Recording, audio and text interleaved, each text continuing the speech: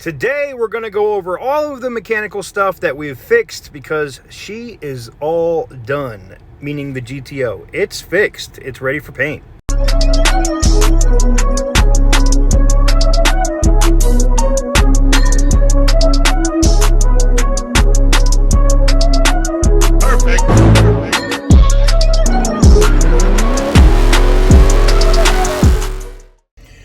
What is up, guys? Welcome on back to TK's Garage, and today we're going to talk about all the things that have been fixed, repaired, all of that stuff with the GTO. We'll do a quick walk around. You can see how she looks different.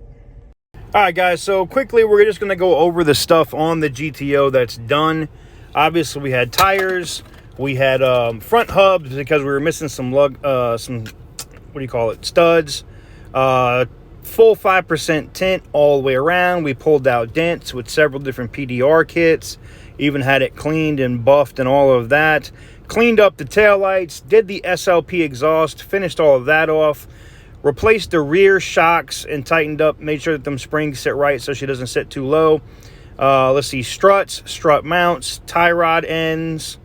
Everything was done so far except the rack, and we thought that's what the leak was coming from, but we come to find out it's actually not the rack, it's something else. Yeah, it's all right, guys, so I'm sorry, I gotta put these glasses on, it's too damn bright out here. So as you can see, just walking around her, around the GTO, everything, I mean, it looks remarkably better from them where we got it, pulling the dents out of the hood, the new grill places, the new grills put into the front. Made a shout out to the subscriber that sent that out. Let's see, brakes, the clutch line, you know, flushing the clutch, doing the transmission, new axle, rear end, new axles. I mean, basically the entire suspension was done.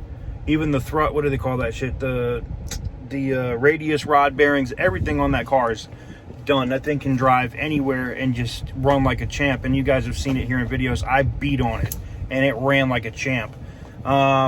Video for you guys coming soon on how it performed at the track. I know people are waiting for that, and that is coming very soon for you guys. The next thing I got to do with it is basically we're gonna have to take it to Mako. We need to go over there, we need to get an estimate and see how much it's gonna cost. Like, do I keep it the way it is and enjoy it, or sell it, or trade it, or do I take it to Mako and, you know, if it's like $3 grand, I'm probably okay around that point if they can make it look amazing at $3 grand. But if it's like $5,000 to get these dents out and do all this other stuff, I think I might send it down the road. Which I know you guys aren't going to be happy about, but I have just think about this. Some of the offers I've got on this car to this point, and I got one today, which I don't believe it, but I got an offer for almost double what I have into it. All right. And look, a lot of y'all in the comments agree with me, and y'all be like, cash is king, man.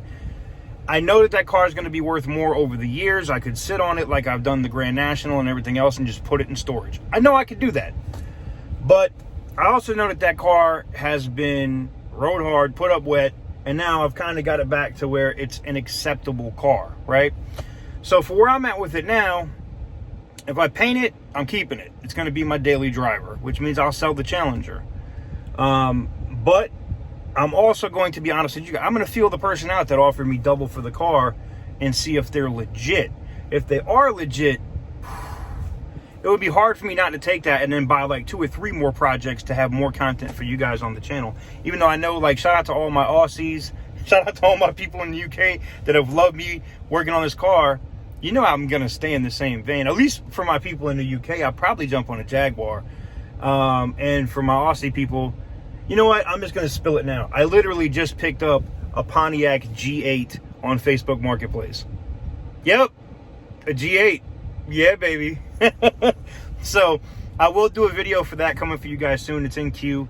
I don't know when you guys are going to see this one, but I just wanted to fill you guys in, let you guys know what was going on with the car, and let you guys know what we were doing. And now that you've kind of seen that. You can go back and look at all the videos. I published videos for pretty much every single repair that was done on the car. I think the only thing that you guys didn't get to see, which, I mean, I still did a video on it, but you didn't get to see them do the work, was at Firestone when they did the tie rod ends, the alignment, the upper control arms, and the struts, or whatever, right? I did the strut mounts. That's what I did. And then you saw the axles, the rear end. So, I mean, the car is mechanically sound. It's ready to go. It's ready to be driven anywhere, right? If I kept it, there'd be like maybe one or two things I left to do on it, like just general maintenance wise. I know that those tensioner pulleys can grenade, and we replaced the one up top, but not the idler pulley. I'd do the idler pulley. Damn, I can't talk. And I'd probably do water pump, radiator, and that coolant system stuff, just to make sure that then I know like everything's done except the engine, right? I mean, so there you guys have it. If you have any questions or comments, let me know in the comments below. I'm gonna include some bonus footage here at the end of the video of me trying to sew up the seat on the GTO.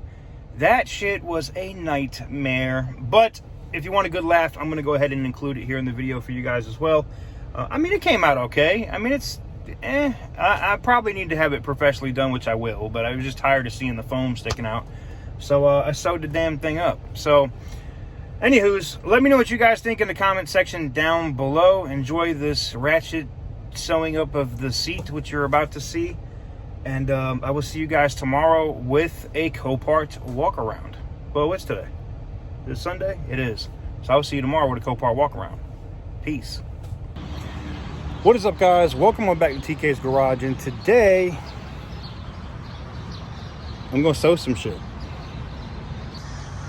So basically, guys, we're going to go in here and we're going to get started on sewing up this seat. Now, I have a curved needle, which should make the process a little bit easier, and we're basically going to get in here at the top and start sewing and see if we can get this thing to go back together. So without further ado, let's get into it. This admittedly is not the best angle, but it's the best place I could put you guys with the camera, so you're gonna have to bear with me. Ha ha ha ha, pun intended. Anywho's, let me go ahead and hook this through and we'll see how this works. I'm gonna see if I'm any good at this shit. And I said there's no airbag, right? I made it very clear multiple times. So this needle is telling me basically to go fuck myself at the moment. It is not going through this leather and it is driving me fucking nuts. And it probably also because the needle is curved. It doesn't really have a good place to grip it or a way to, like, there's nothing to really push on to make this thing work. I think I'm gonna have to switch to a regular needle. They said the curved needle was better, but let me grab some gloves. Try something a little different here. See if I can like force it in with a rag or something with my hand over it where it's not.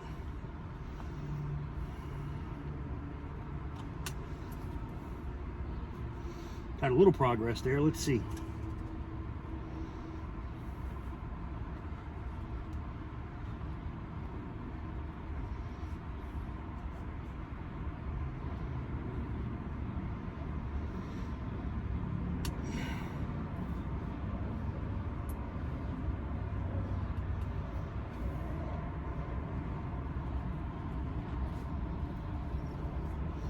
All right, I got it through finally. Jesus Christ. That's a bitch. I'm not gonna lie to you right there. That is not a fucking joke. Trying to get this through. This is gonna be a bear of a job, man. Oh, wow.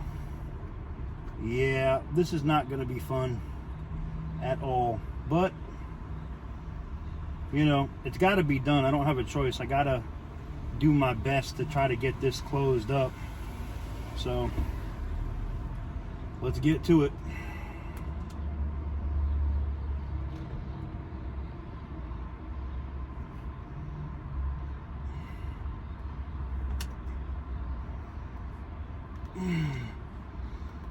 Oh man, you gotta be kidding me, right?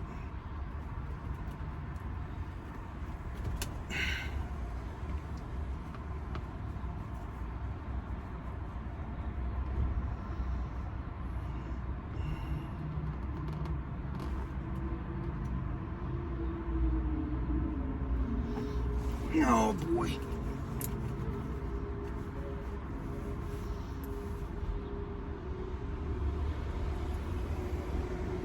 Oh shit, my video's live. We'll be back. Oh. So guys, this is not as easy as I thought it was gonna be. I thought I was gonna make this look professional and shit, and negative Ghost Rider. That is not going to happen. But what I have seen is, I think I can close the seat up. I have already come to the realization that I will be reupholstering these seats, but look, as I got a couple of threads in here. When I pull on here now, I'm trying not to get that needle in my finger. Ooh, I stabbed myself anyway. But it is working. I think after I thread this up a little bit, I can tie it off and close this up a lot so that I'm not consistently tearing up the foam on it. It's not going to be perfect, but you know, it is what it is. And using this curved needle is definitely a bitch, but I know over time, as I keep pushing this through, this is gonna work. It definitely is, and it will close. I will be able to close the seat up. It's not gonna look great, but it ain't, you know, it's not gonna be super friggin' noticeable. Someone's like, TK, you couldn't be my plastic surgeon. I bet. But I push this together, like basically I can't show you guys, but I'll basically push this together and then pull on the string and it'll stay tight. You guys can see the workflow a little bit. It is starting to get dark, but that seat is now closed up here, and I kind of baseball stitched it, I know. But I'm gonna do the same thing all the way down the seat and get it to close up, and then should be good.